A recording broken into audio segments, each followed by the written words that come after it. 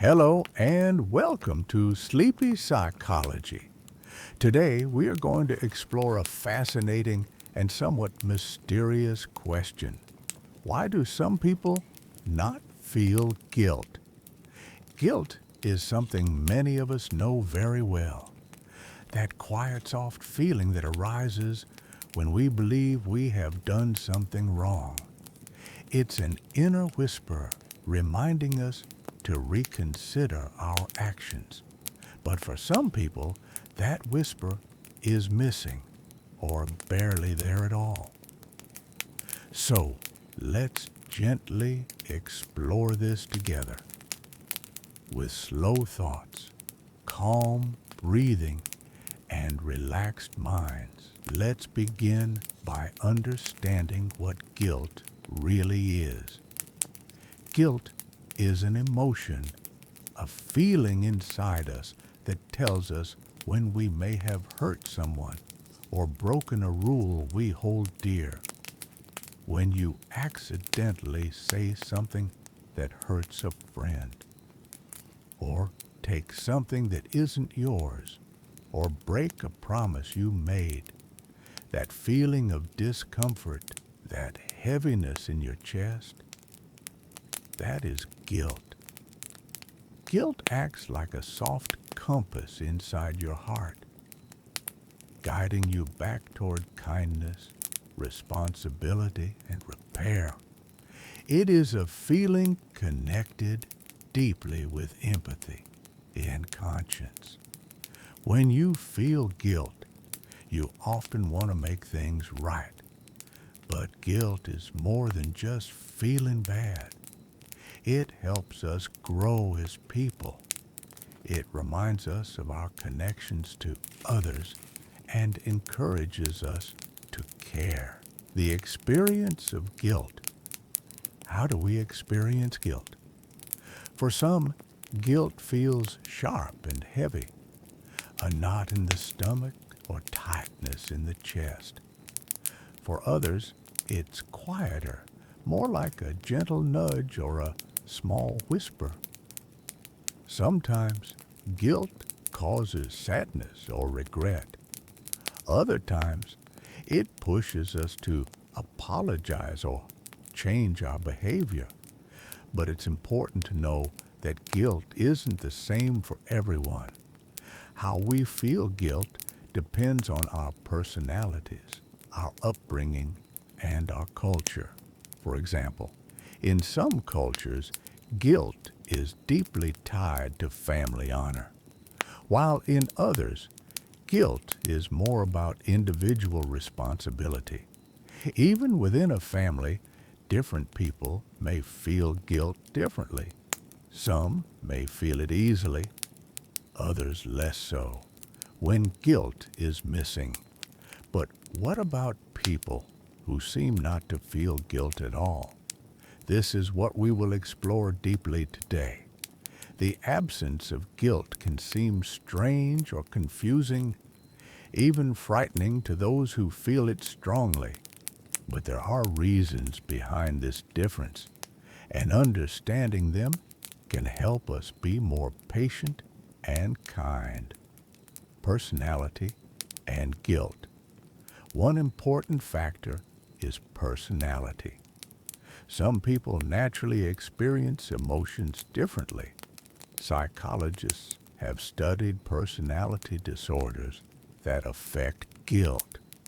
For example, antisocial personality disorder is often linked to low or absent guilt. People with this disorder may not feel remorse for actions that hurt others. But it's important to remember this doesn't mean they are all bad people. It's more about how their brains process emotions. Other personality traits linked to reduced guilt include narcissism and psychopathy. People with these traits may have difficulty feeling empathy and remorse. Their emotional wiring works differently. The role of childhood. Much of our ability to feel guilt develops in childhood. Children learn about right and wrong through experiences and relationships. If a child grows up in an environment where emotions are ignored or punished, or where they learn to hide feelings to stay safe, they may not fully develop feelings of guilt or empathy. Sometimes this is a protective mechanism, a way to survive in a confusing or painful world. Without guidance or emotional support, the sense of guilt may remain weak or absent. Brain, biology, and guilt. Brain science also provides insight. Certain parts of the brain help us process guilt. The amygdala, which handles emotions like fear and sadness, and the prefrontal cortex, which helps us think about consequences and control impulses. If these areas function differently or are damaged, the person may have difficulty feeling guilt. Imagine trying to play a piano with some keys missing. The melody won't sound the same. Similarly, the emotional experience of guilt might be quiet or missing. Cultural influences. Culture shapes how we learn guilt. What feels guilty in one culture may not in another. Some societies emphasize personal responsibility. Others focus more on group harmony or honor. These differences influence how guilt is experienced and expressed. For example, a behavior that causes guilt in one culture may be accepted or ignored in another. Thus, guilt is a complex feeling created by biology, psychology, and social learning. Can people learn to feel guilt? Is it possible for someone who doesn't naturally feel guilt to develop it? Therapists believe that through empathy training and building meaningful relationships, people can awaken feelings of guilt and remorse. This process takes time and patience. Like waking a sleeping part of the mind slowly and gently. It requires trust, connection, and understanding. Some personality traits and psychological conditions are linked to low or absent feelings of guilt. One of these is antisocial personality disorder, where individuals often do not feel remorse or guilt after hurting others.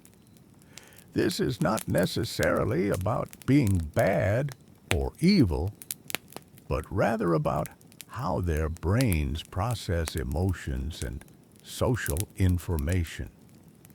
Similar characteristics appear in narcissism and psychopathy, both of which involve significant challenges with empathy and emotional connection.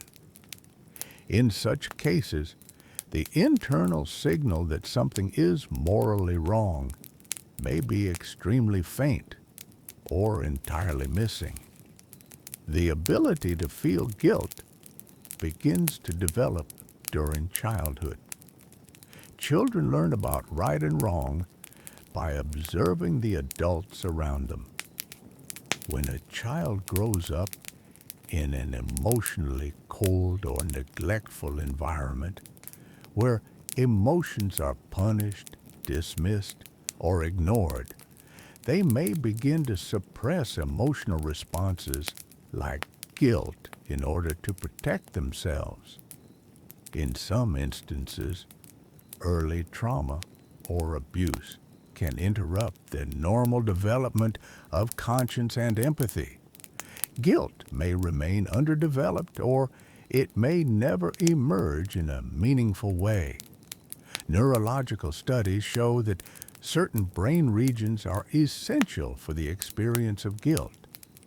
The amygdala helps process emotional responses such as fear and sadness, while the prefrontal cortex is involved in decision-making, impulse control, and moral reasoning.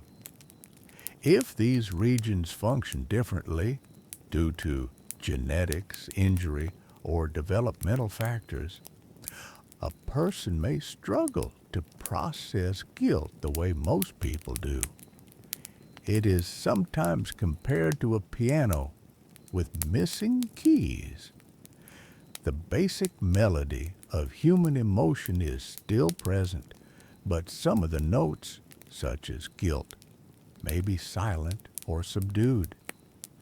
Cultural and societal influences also shape the way guilt is experienced. In some cultures, guilt is tied to the concept of community or family honor, while in others, it is more connected to personal freedom and individual responsibility. What triggers guilt in one society may not do so in another. Even within a single culture, individuals can vary widely in how strongly and how often they feel guilt, depending on personality, values, and upbringing. In some situations, individuals learn not to feel guilt as a coping mechanism. If guilt is constantly punished, or if expressing remorse leads to greater emotional harm, a person may gradually begin to ignore or block those feelings. Over time, this learned response can become automatic. Guilt is then no longer felt as a guiding emotion, but rather something muted, something left behind. There are also individuals who experience a general emotional numbness. They may not feel much guilt, not because they are cruel or indifferent, but because their emotional life as a whole is flattened. This can be a consequence of chronic stress, long-term psychological defenses, or even biological conditions that dull emotional responses. In such cases, the absence of guilt is one of many signs of emotional disconnection. On the other hand, excessive guilt is also possible, especially in people prone to anxiety or those who have internalized a strong sense of personal responsibility. They might feel guilt over minor issues or for things that are entirely outside their control. In such individuals, guilt is not absent. It is amplified to the point where it becomes emotionally exhausting. This form of guilt is often irrational, persistent, and unproductive. Not all people who lack guilt are dangerous. Some are simply emotionally detached or have developed personality traits that reduce the emotional weight of their actions. In certain cases, guilt is bypassed through rationalization, by convincing oneself that the behavior was necessary, justified, or harmless. This cognitive distancing helps maintain psychological comfort, even in the absence of empathy or remorse. From a psychological perspective, behavior is often shaped less by conscious moral choice and more by learned patterns. These patterns often begin in childhood and solidify over time. If someone grows up in an environment where emotions are suppressed and survival requires emotional detachment, they may continue these patterns long into adulthood, regardless of whether the original threat still exists. Rather than viewing a lack of guilt as a fixed flaw, some researchers emphasize understanding the underlying causes, neurological, developmental, or environmental. This perspective does not remove personal responsibility, but it adds depth to the question of why certain behaviors emerge. It shifts the focus from condemnation to explanation. In some individuals, conscience develops late or remains partial. For others, it is present but overshadowed by other needs like dominance, control, or self-protection. Emotional detachment is not always a deliberate choice. It can be the residue of past experience, shaped by years of adaptation to an unsafe or unpredictable world. The absence of guilt is not always tied to personality disorders or past trauma. In some individuals, it is linked to particular cognitive styles. These are people who process the world primarily through logic and abstraction rather than emotional intuition. For them, decisions are guided not by inner emotional cues like guilt or empathy, but by internal rules, systems of thought, or intellectual assessments of consequences. Their behavior may still align with social norms, but it is governed by reason, not emotional response. In such cases, the absence of guilt is not a sign of cruelty, but rather a sign of emotional detachment or cognitive prioritization. This rational style can sometimes be misinterpreted, as the person may seem cold or indifferent, even when they are simply focused on structure rather than sentiment. In contrast, others may lack guilt because they have constructed an internal belief system that justifies their actions. When a person believes deeply that what they are doing is right, necessary, or deserved, guilt may not arise, even if the behavior causes harm. This is often observed in cases of ideological extremism, where moral reasoning becomes rigid and self-reinforcing, filtering out conflicting emotions like doubt or remorse. In such a framework, guilt is seen not as a guide, but as a weakness or distraction. Additionally, some individuals are raised in environments where guilt is culturally or socially discouraged.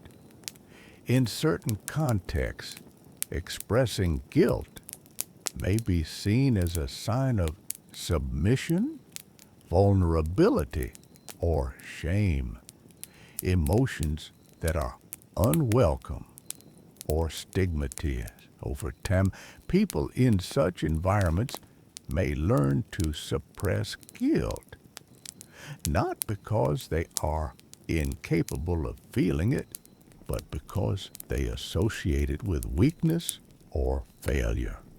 In high-stress professions or survival-driven settings, guilt can even be seen as a liability, interfering with efficiency or focus. This utilitarian mindset can gradually override emotional instincts, reinforcing a behavior pattern in which guilt is unnecessary or even counterproductive. Furthermore, there are neurodevelopmental conditions that influence emotional awareness, such as alexithymia, which involves difficulty identifying and describing feelings. In these individuals, guilt may exist, but it remains vague, disconnected from context, or hard to articulate. The emotional signal is not absent, but blurred, lacking shape and definition. This makes it difficult to reflect on one's actions through an emotional lens, leaving moral self-awareness impaired. There are also cases where chronic emotional overload leads to emotional fatigue. When a person is overwhelmed by prolonged stress, guilt can become one of many feelings that fade into the background. In this state, emotional defenses become stronger, and guilt, being emotionally taxing, is among the first responses to be dulled. Over time, this emotional shutdown becomes habitual, and the person loses access to guilt as a regulatory emotion. In such a condition, moral reflection becomes shallow, not because the person is unwilling, but because the emotional tools for deep processing are no longer readily available. At the same time, modern society often encourages a certain degree of emotional disengagement. In competitive or high-performance environments, emotional responses are sometimes framed as inefficient or counterproductive. Individuals are trained, directly or indirectly, to prioritize achievement, status, or output over reflection, connection, or accountability. In these environments, guilt is not reinforced. It is avoided, denied, or seen as unnecessary baggage. Over time, this social conditioning can contribute to a reduced sensitivity to guilt, especially in people already predisposed to emotional detachment. In interpersonal relationships, this absence of guilt can lead to chronic misunderstandings. One person may expect remorse or acknowledgement after being hurt, but the other may feel no emotional signal that anything was wrong. This gap in emotional experience often results in confusion, frustration, and emotional distance.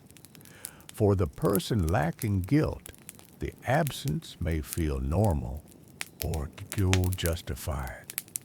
For the person affected by their behavior, it may feel like betrayal or emotional abandonment. This emotional asymmetry is difficult to bridge and often leads to ruptures in trust. In psychological practice, the absence of guilt is never treated as an isolated symptom. It is examined in context with attention to early development, emotional learning, neurological function, and belief systems. It is seen not just as a deficit, but as part of a broader emotional and cognitive landscape. In some cases, guilt can be gradually reintroduced through therapeutic reflection, moral reasoning, and the cultivation of empathy. But in other cases, the emotional wiring remains unchanged, and behavioral regulation must rely on external structure rather than internal moral signals. Ultimately, guilt is not a universal experience, It varies across individuals, cultures, experiences, and minds. It can be shaped, muted, lost, or never fully developed. And while it often serves as a moral compass, its absence does not always mean danger. Sometimes it simply means difference.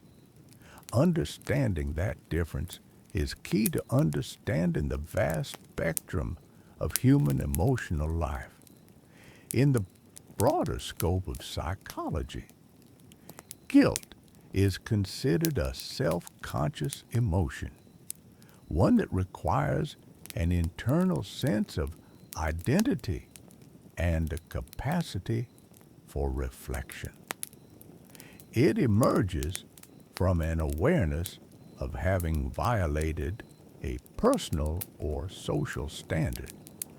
This makes it more complex than basic emotions like fear or anger. For guilt to occur, there must be a functioning internal model of right and wrong, combined with an emotional sensitivity to others. When that internal model is underdeveloped, inconsistent, or absent, the result is not necessarily immoral behavior, but behavior that is unrestrained by emotional consequence. In some individuals, the emotional circuits required for guilt simply never become fully active. This may be due to genetics, but often it is environmental, a result of growing up in emotionally chaotic, neglectful, or punitive settings. When moral behavior is enforced through fear rather than empathy, guilt does not take root. Instead, behavior is shaped by avoidance of punishment or pursuit of reward. Without an emotional anchor to guide reflection, actions become reactive, instrumental, or self-serving. There is also a distinction between guilt and shame that is important in this context. Guilt focuses on the behavior, what someone did. Shame focuses on the self. Some individuals who appear to lack guilt may, in fact, experience deep shame, but they do not express it outwardly. This shame is often internalized, silent, and corrosive. It can lead to self-isolation, chronic low self-worth, or even aggression as a means of deflecting or controlling an internal discomfort that is hard to name. On the other hand, there are individuals who experience neither shame nor guilt in meaningful ways. This emotional flatness is sometimes observed in those with specific neuropsychiatric profiles, such as frontal lobe injuries, certain autism spectrum presentations, or profound emotional dysregulation disorders. In these cases, the issue is not a belief system or a choice, but a fundamental difference in how emotional signals are processed and interpreted. Brain imaging studies have shown that people who lack guilt may have reduced activity in brain regions associated with empathy, reflection, and social awareness, such as the ventromedial prefrontal cortex and the anterior cingulate cortex. These areas are responsible for integrating emotional and cognitive information.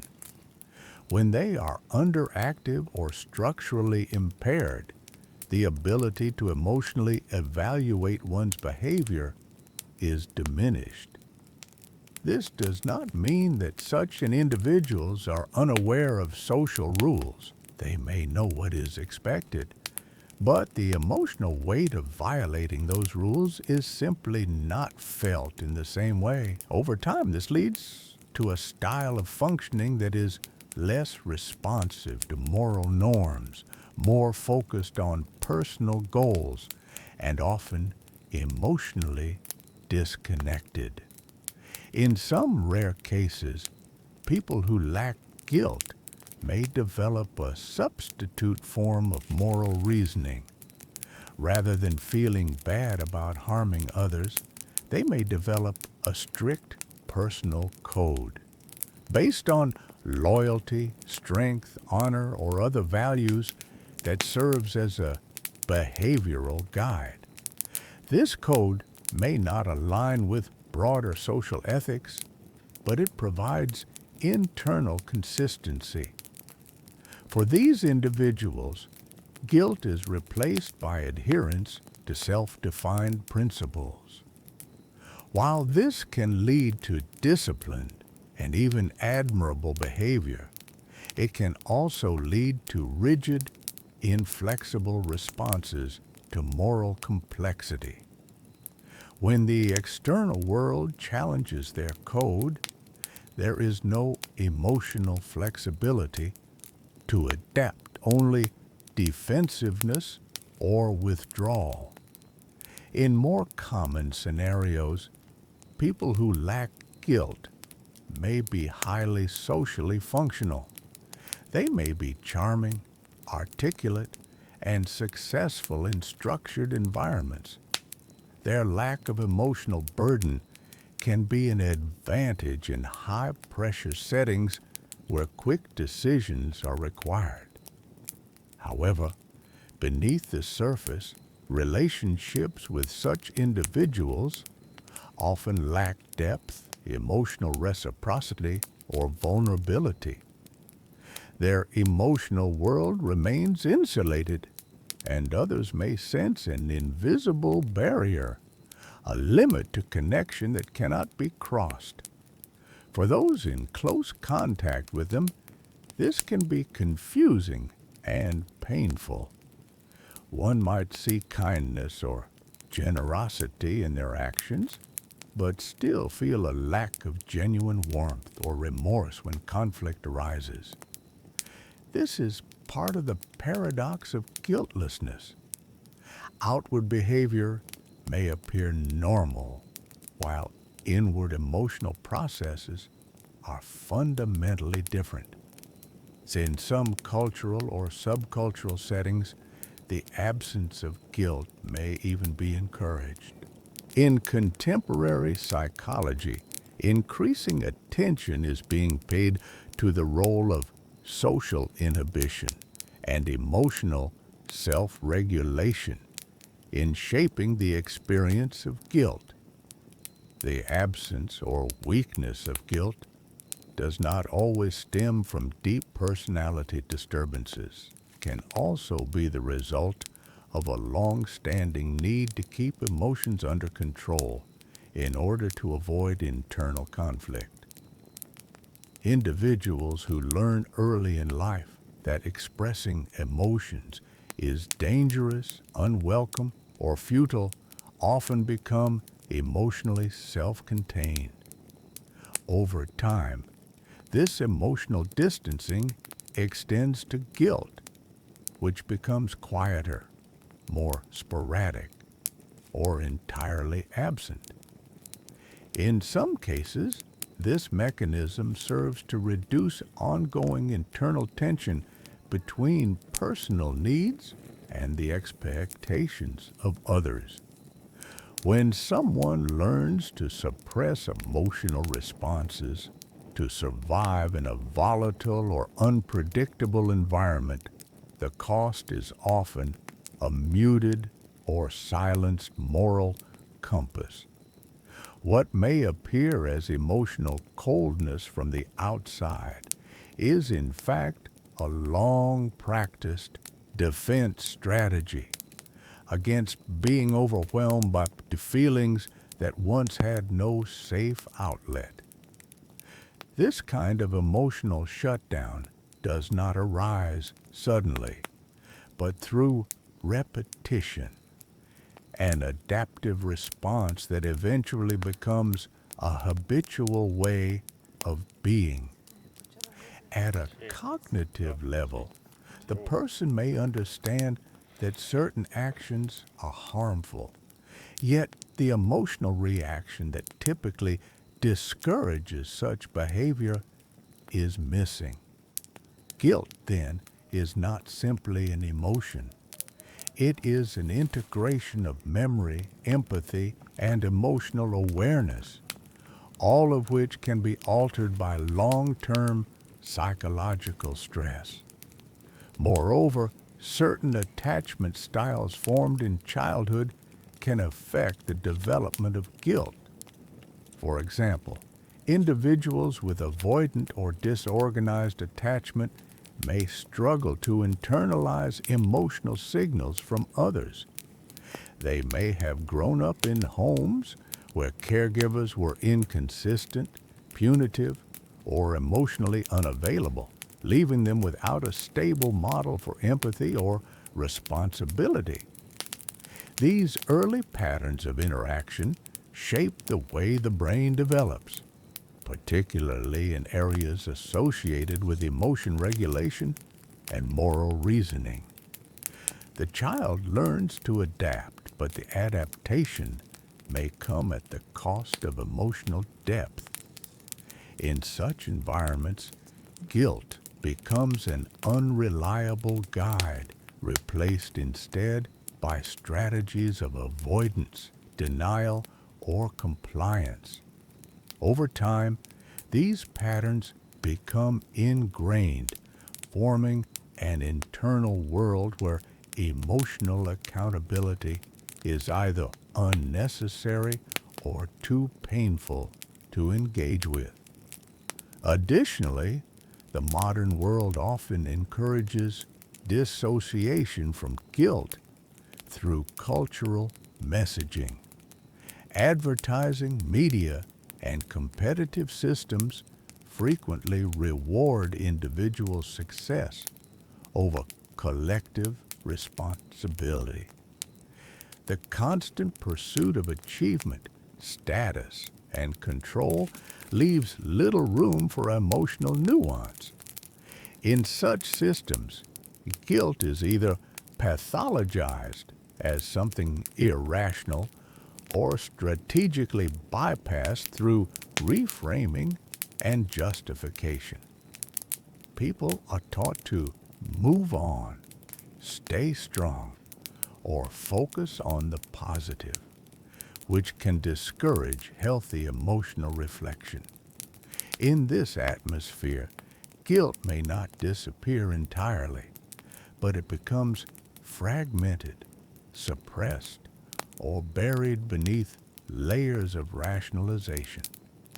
The result is a psychological architecture that favors efficiency over empathy, clarity over complexity.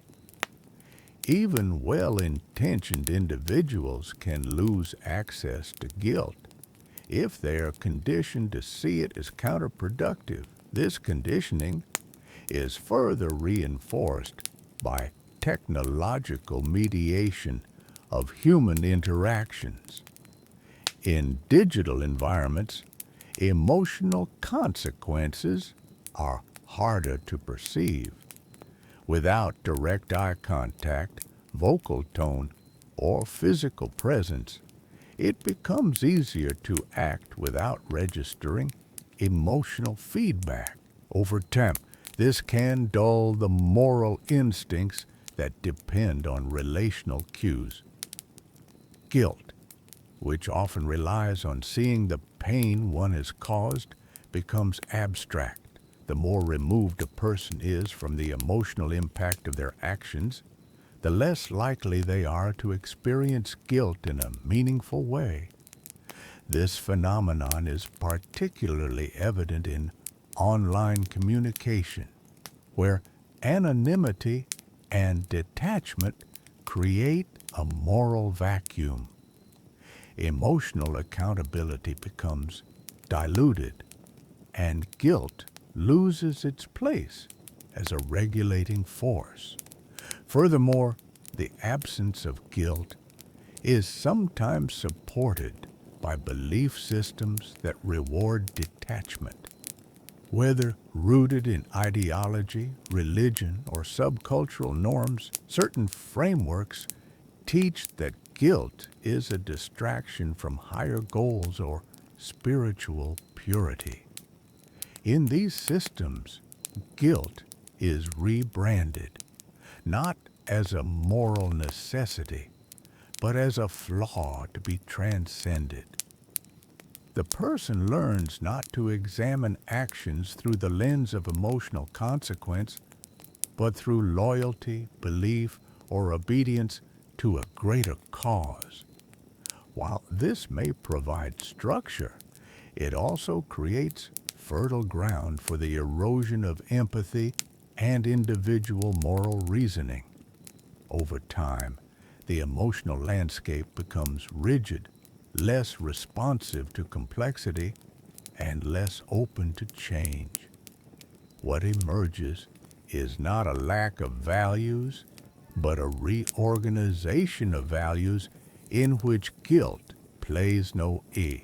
As the emotional architecture of the mind takes shape over time, certain traits solidify and become the default mode of experiencing the world.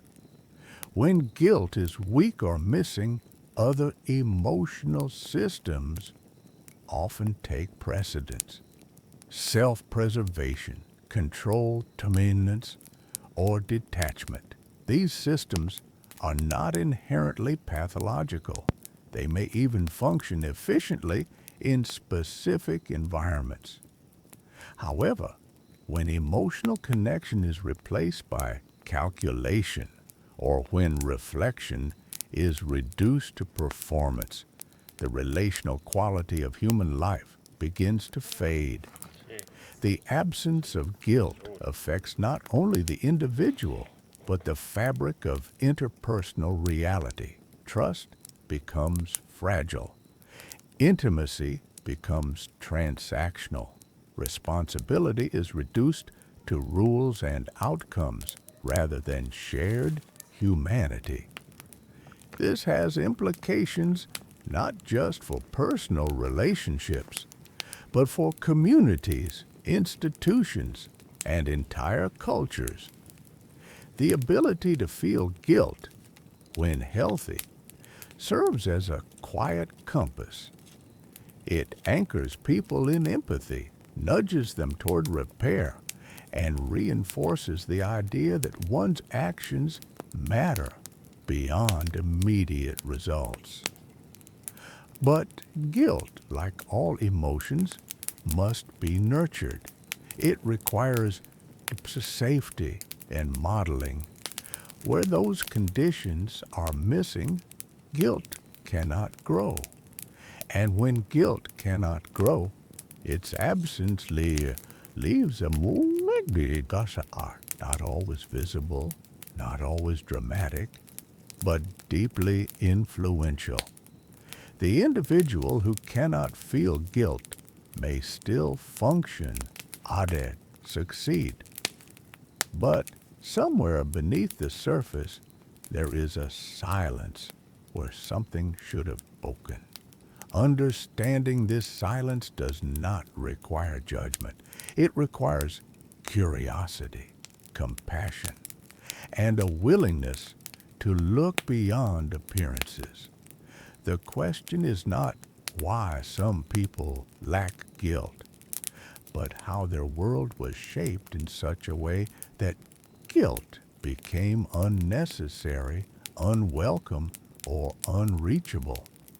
This understanding leads away from simple moral labels and toward a deeper awareness of human variation. Every mind carries its own emotional code, written by biology, experience, and circumstance. Some are rich in nuance, others lean and sharp, and in some, the note of guilt is faint or absent altogether. Recognizing this variation is not about excusing harm or erasing accountability. It is about seeing clearly, without illusion and without contempt. Because in the quiet study of what is missing, we learn not only about others, but also about the emotional threads that make us human. In the end, guilt is not a flaw. It is not a weakness. It is a capacity, a signal that we are connected, that we can care, that we can recognize when harm has been done.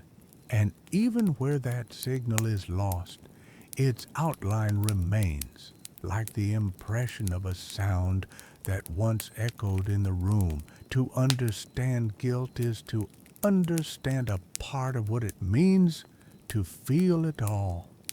And to understand its absence is to touch the edges of human complexity, where emotion, memory, and meaning quietly converge. In the end, guilt is not a punishment. It is a signal, a quiet emotional indicator that we are tethered to others, that our actions ripple beyond ourselves. It reminds us that we are part of a moral fabric, even when that fabric is strained, worn, or frayed. For those who carry guilt, it can feel heavy, but it also points toward healing. For those who don't, the world may seem quieter, simpler, more controlled, but often at the cost of depth, connection, and genuine emotional reciprocity. The absence of guilt is not emptiness, but a different emotional rhythm, sometimes adaptive, sometimes dangerous, always meaningful. To explore these silent corners of the human mind is not to judge, but to understand. And through understanding, we begin to see the full spectrum of what it means to be human. Not just in joy and pain, but in the moral and emotional landscapes that shape our choices, our relationships, and our sense of self. Thank you for spending this time in quiet reflection. If this journey into the psychology of emotion brought you insight or calm, consider subscribing to Sleepy Psychology, where thought meets stillness and understanding begins in silence.